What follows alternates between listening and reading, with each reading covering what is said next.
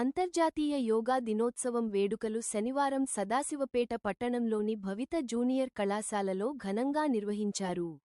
ఈ కార్యక్రమానికి ముఖ్యాతిథిగా స్థానిక సీఐ మహేష్ గౌడ్ పాల్గొని మాట్లాడారు. నిత్యం యోగా చేయడం ద్వారా ప్రతి ఒక్కరూ ఆరోగ్యంగా ఉంటారని అన్నారు.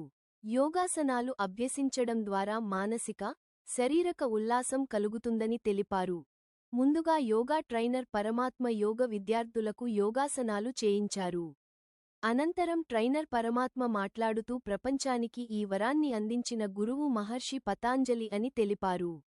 ఆయన అందించిన అష్టయోగ విద్యాలే నేటి యోగకు ప్రాణాధారమని, యోగ అనేది కేవలం వ్యాయామానికి సంబంధించినది కాదని శరీరం, మనసు, ఆత్మను ఏకం చేసే అద్భుతమైన సాధనమని తెలిపారు. అనంతరం కళాశాల ప్రిన్సిపాల్ బాలరాజు మాట్లాడుతూ ప్రపంచానికి భారతదేశం అందించిన గొప్ప వరం యోగా అన్నారు.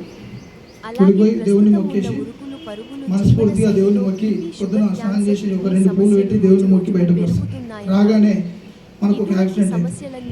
చుట్టూన్న 10 మంది మన ఇంట్లో వాళ్ళు ఏమంటారు, దేవుడికి కనికరం లేదు, దేవుని మొక్కి వచ్చినా కూడా మనకు ఒక యాక్సిడెంట్ అయ్యి, ఒకవేళ నిజంగా దేవుడు ఉంటే మనకి యాక్సిడెంట్ తప్పి అలాగా ఉంటుంది కదా, దేవుడిని నిందిస్తాం, దేవుని మొక్కి లాభం లేదు అంటాం.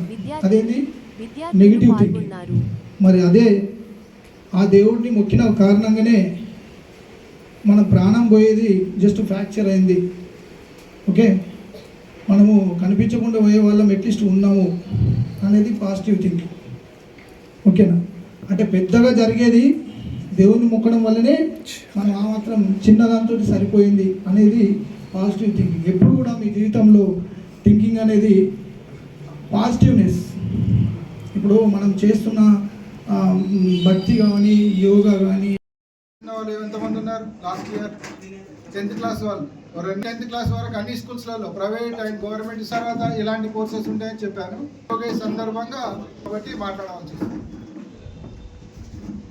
అయితే యోగా అంటే ఏంటి ఎవరైనా చెప్తారా? ఒకరిద్దరని. మన జీవితాంతం పుట్టినప్పటి నుంచి చనిపోయే వరకు మనం ఎలా ఉండాలనేది యోగా నేర్పిస్తుంది. ఏ మతానికి కానీ ఏ కులానికి కానీ సంబంధం ఉండదు. యోగా అది ఒక జీవన, మనం ఉండే ప్రతి ఒక్క మనిషి ఎలా ఉండాలి, ఏ టైంలో ఏ సమయంలో ఎలా ఉండాలి అన్నీ నేర్పిస్తుంది అనమాట. ఎక్కడ కూడా దేవుడు అనేది ఇప్పుడు కులాలు, హిందూ మతం, ముస్లిం మతం, క్రిస్టియన్ మతం ఏ సంబంధం ఉండదు. మానవ జన్మ గురించి మానవుడు ఎలా ఉండాలి, ఎలా బతకాలి, తర్వాత వేరే జీవులతో ఎలా ఉండాలి. ఓన్లీ మనిషి కాడు, అన్ని కొన్ని వందల కోట్ల జీవరాశులు ఉన్నాయి. అవిటితో ఎలా ఉండాలి, ప్రకృతితో ఎలా ఉండాలి. ప్రకృతితోని మైనమైనది యోగా. యోగా ఒక అలా చాలా సూత్రాలు ఉన్నాయి. దీనికి ప్రధానంగా పతంజలి మహర్షి మనకు ఈ యోగాన్ని తీసుకొచ్చాం. 3000 సంవత్సరాల క్రితమే మనకు యోగా అందుబాటులోకి వచ్చింది. అయితే పతంజలి మహర్షి కొన్ని సూత్రాలు ఇచ్చాడు. ఆయన ప్రధానంగా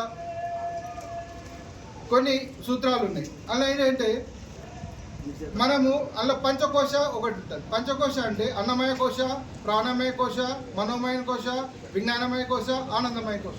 ఈ పంచకోశాలలో మనకి ఎలా ఉండాలి అనేది చెప్తారు. అయితే దాంతోపాటు రాజయోగ అనేది దీనిలో ఒక భాగం. రాజయోగ అంటే యమ నియమ.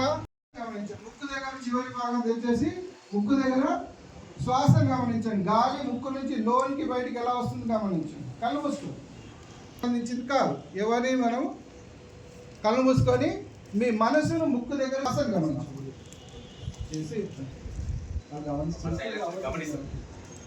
ముక్కు దగ్గర తీసుకొని శ్వాసను గమనించండి. కానీ మనం రోజు 10 నిమిషాలు చేసినా కానీ అన్ని ఇంట్లో ఉంటుంది. నమాజ్ చేసినప్పుడు వజ్రాసనంలో కూర్చుంటారు. అందరు కూడా కళ్ళు మూసుకొని దేవుని ప్రార్థిస్తారు.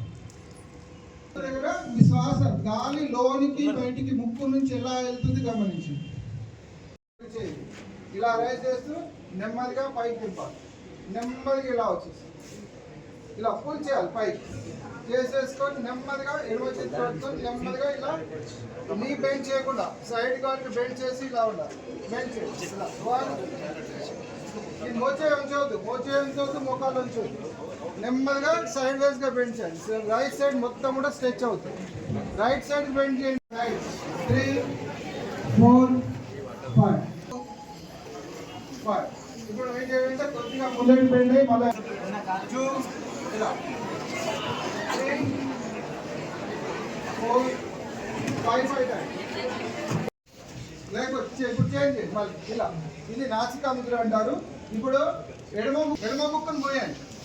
మిగతా క్లాసులలో వచ్చినప్పుడు సమయం తీసుకున్నప్పుడు మళ్ళీ డీటెయిల్గా చెప్తాను. ఎడమ ముక్కును పోయండి. చేయండి అమ్మా.